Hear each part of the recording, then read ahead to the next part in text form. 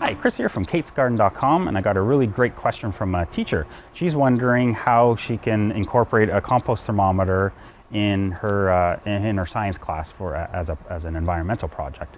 I thought that was a really great idea because you could teach your kids not only about recycling and about composting, but also what goes on in the process.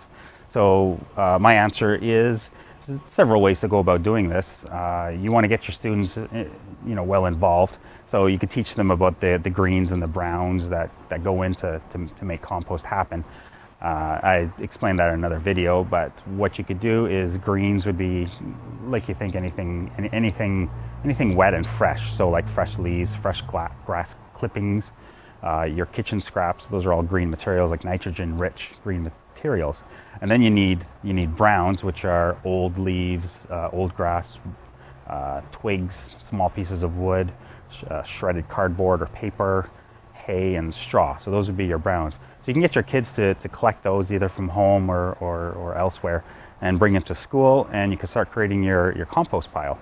As the days and as the weeks go by, you could assign a child to measure the heat that goes on, so they could see before their eyes as it heats up, and you could teach them that these are the microbes inside the compost that are busily eating the organic matter and turning it into soil.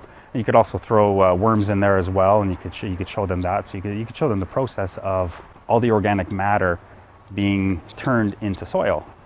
It's a natural process. It happens all the time. It happens in forests. It's you could use a less pleasant word like decay or something like that, but compost is a much nicer word, and it smells nicer because finished compost smells like soil. So you could teach them all that too.